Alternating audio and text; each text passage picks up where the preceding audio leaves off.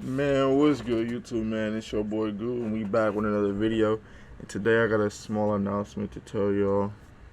So your boy has changed his name, as y'all can see, is right there on the screen. One reason I want to say I changed it because I was really getting tired of last Goo. It didn't really mean nothing, you know what I mean? And I don't know. I just felt like I think it was time for a change, I would say. But ultimately, the era is over for last Goo. I just chose Goo's era. Why'd I choose Goo's era? I feel like it's my time to shine, man. It's my era. You know what I mean? So, that's the meaning behind the name. And, yeah. Goo's era, a new name, new start. Time to turn up. Because, gotta be a new name for this new version of myself. I've really been grinding, sticking out these videos, you know what I mean? But trying to get as much videos as out as possibly can, you know what I mean? Because in the future, I'm gonna look back at this and be like, wow, I made it so far. But anyways, we gotta do our little nightly reaction video before we go to sleep. I just wanna say, actually, I don't wanna say anything. Let me read y'all a prayer real quick. Hold on. Let me say a prayer real quick. So, I'm gonna be honest. I don't have a Bible personally, but my brother has one. So, sometimes I read it. But also, I have this app, the Bible app. Hold on. It's the Bible app. So, I just check it every night and every morning before I go to sleep. So, it's a verse, Peter 2. It's a verse, Peter 2:7. Unto you therefore which believe he is precious, but unto them which be disobedient, the stone which the builders disallowed, the same is made the head of the corner. Honestly, I'm gonna be honest, I'm not like a, Bible fanatic. I don't have so much sense of it, but it's good to get your knowledge up by reading the Bible. Now let's check the nightly prayer real quick. Alright. Dear Heavenly Father, I pray that I may always honor and worship you as the cornerstone of my life. May I never lose sight of the incredible sacrifice that you made on the cross, and may I always recognize your ultimate authority in oh my God, that was embarrassing.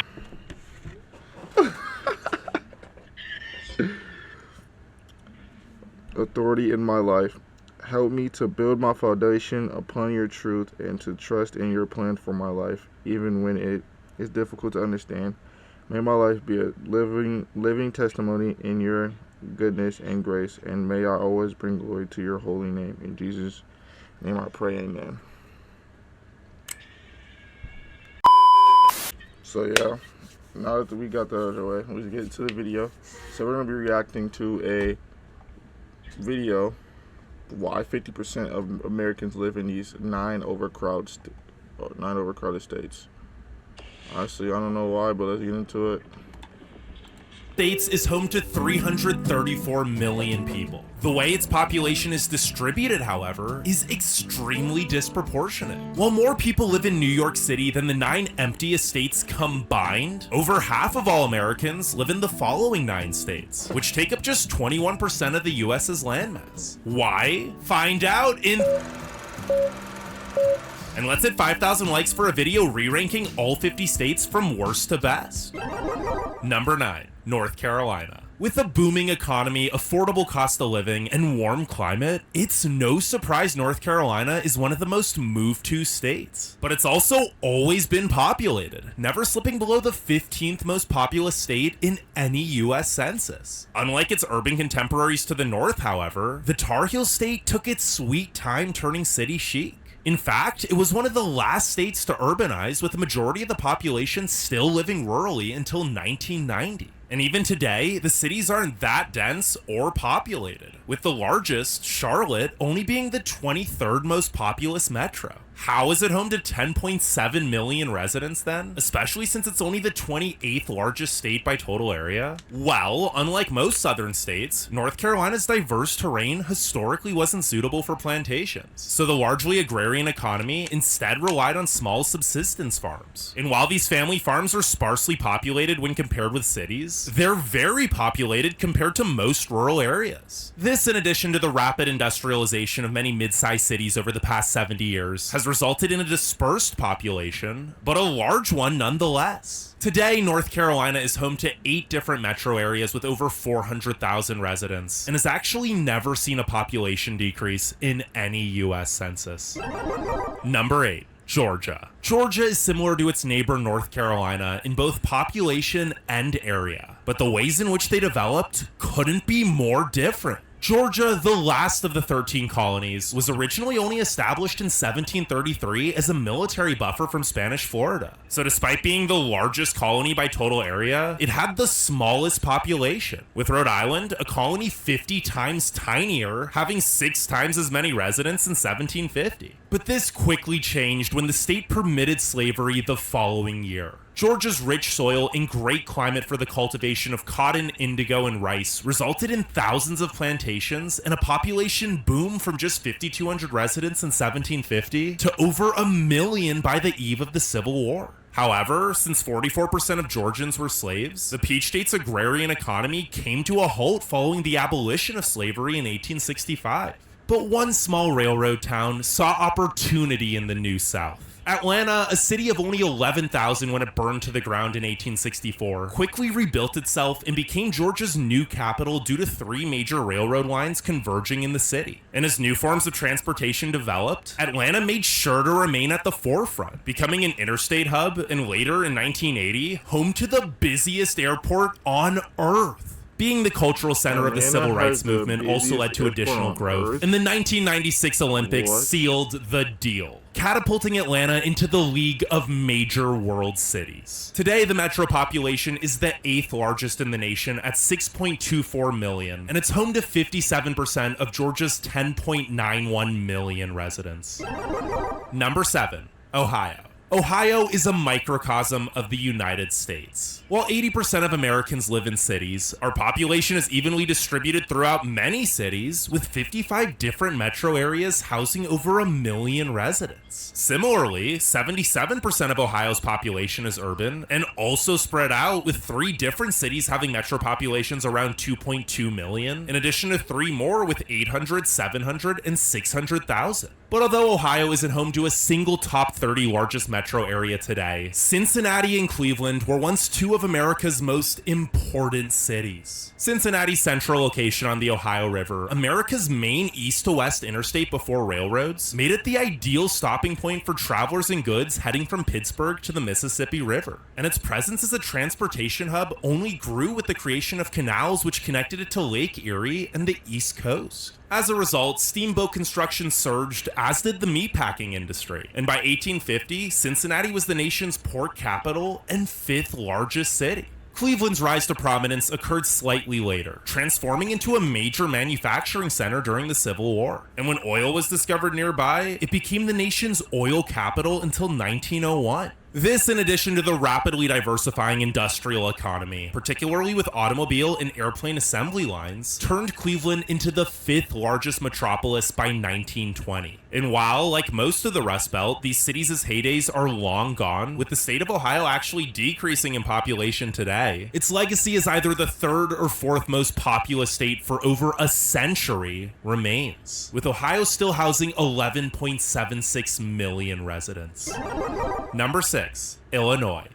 For Kansas, Illinois would be the most boring state in terms of natural beauty. I mean, 75% of it is empty farmland, and over 50% of it is completely flat. So how the heck is it the 6th most populated state with 12.58 million residents? One word: Chicago. The current third largest US city with a metro population of 9.27 million is home to more people than all but 10 states and 75% of all Illinoisans. And with Illinois' next largest city, Peoria, only having a metro population of 363,000, no other state is so reliant on one city for its relevance. But why did Chicago become America's most important city not named New York for most of the 20th century? Location. Situated on the southwestern shores of Lake Michigan, Chicago was the nearest point between the Great Lakes and Mississippi River watershed. So when the first canal linking the two opened here in 1848, effectively connecting the Atlantic Ocean with the Gulf of Mexico, Chicago promulgated itself as the nation's mecca of transportation. And its status only escalated when it was also chosen as the railroad capital in the 1850s. Chicago's central location near a variety of natural resources also resulted in it becoming a meatpacking, lumber, grain, and steel hub, with the population growing from just 4,000 residents in 1840 to the nation's second most populous city by 1890. So while Chicago hit its peak sometime in the 1960s and is currently losing residents, since it had cemented itself as America's second city for a century, it's endured the country's shift to suburbanization and deindustrialization better than most.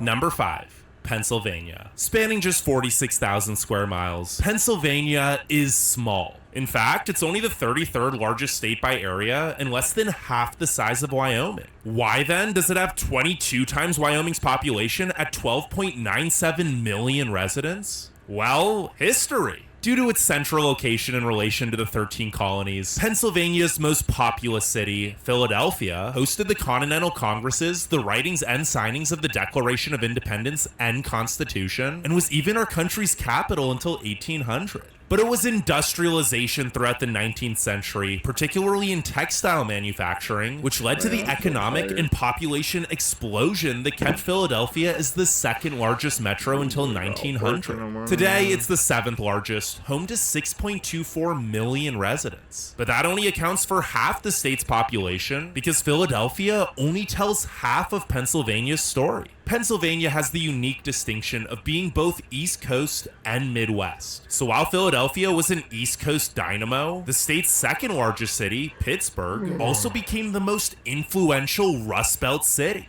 In fact, it was so rich that just one neighborhood, East End, controlled 40% of the nation's wealth in 1900. This was due to Pittsburgh becoming the steel capital of the world, producing half of the nation's steel by 1910. And from 1840 to 1980, it was one of the nation's 10 largest metros. Pennsylvania is also home to a bunch of mid-sized cities you've probably never heard of, like Allentown, Harrisburg, Scranton-Wilkes-Barre, and Lancaster. So although the state is losing population, people can't leave fast enough for it to no longer be populated.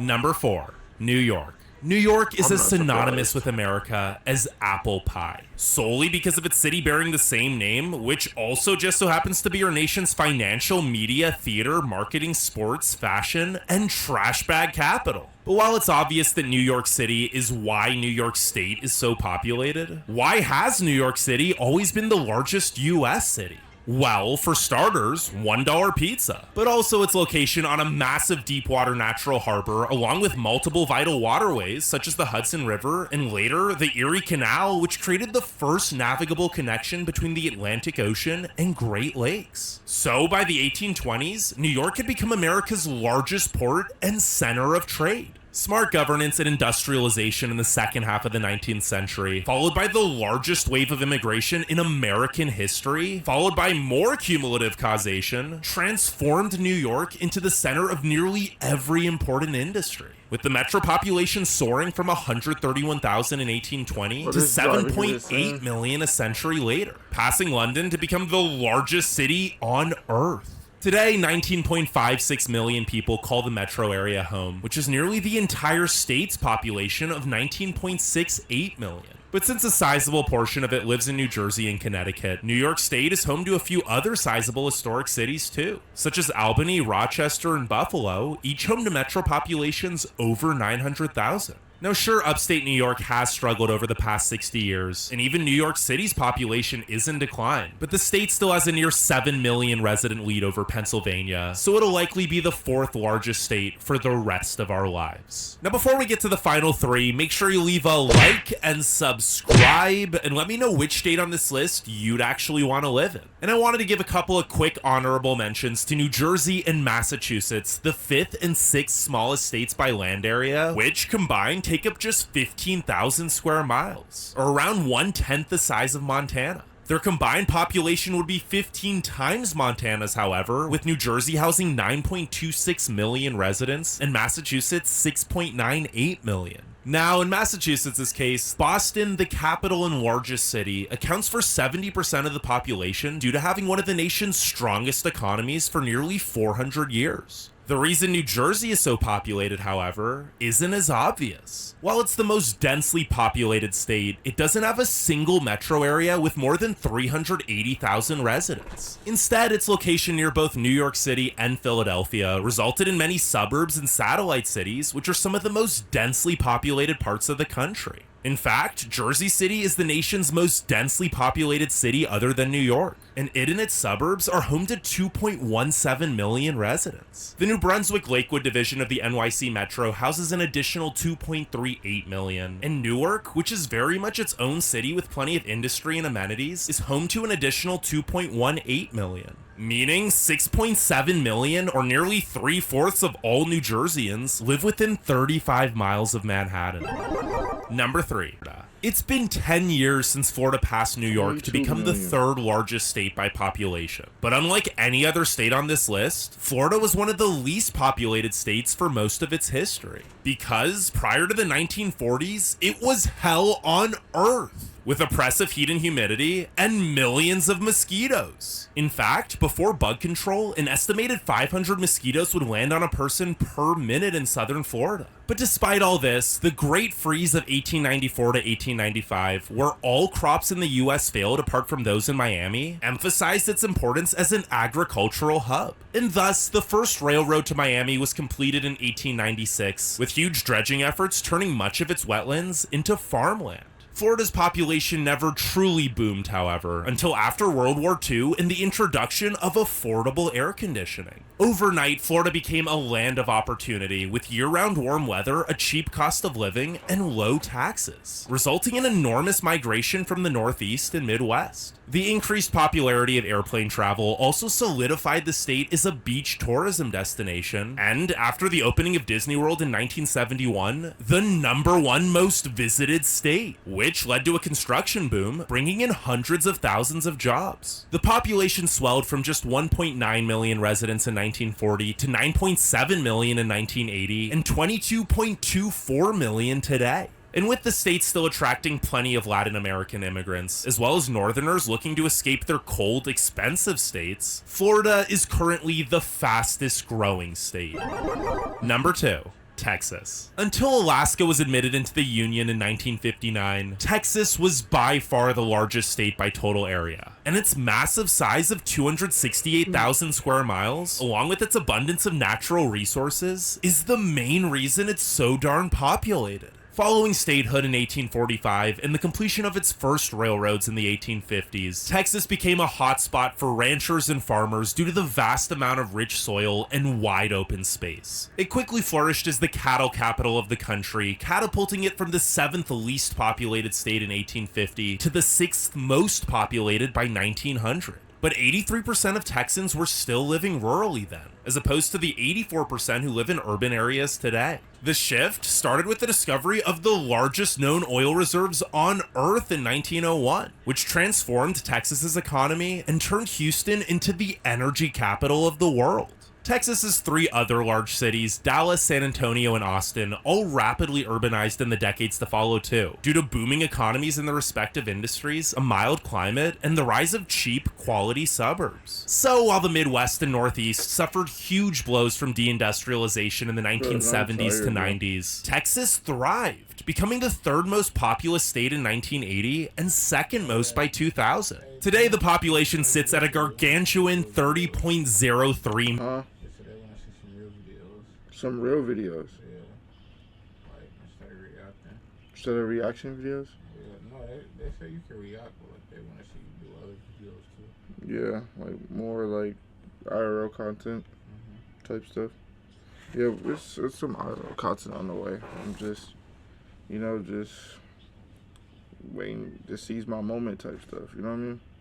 Million. Yeah. And at the rate it's I still did growing, earlier. I was Texas gonna do will like a likely be the room most tour 'cause populous state within really 20 years. So yeah. Number 1. California. California was the fastest state ever admitted into the Union. Taking just 2 years after the discovery of gold in 1848 led to the largest gold rush in U.S. history. And ever since, it's been the fastest growing state. But while San Francisco's location near the gold, along with an incredible deepwater harbor, turned it into the nation's 10th largest city in 1870, it wasn't until black gold, or oil, was discovered in a little town called Los Angeles in 1892, followed by the rise of the film, agriculture, and tech industries in the decades to follow, that California would see the monumental growth that transformed it into the second most populous state by 1950, and the largest just 12 years later. Today, 38.94 million Californians call the Golden State home, which is almost the population of the entire country of Canada, despite Canada's area being 23 times larger. If you want to find... So Canada has the same amount, well, California has more people in its state than Canada's. That is crazy. But hey, make sure y'all drop a like, subscribe, comment, turn on post notifications.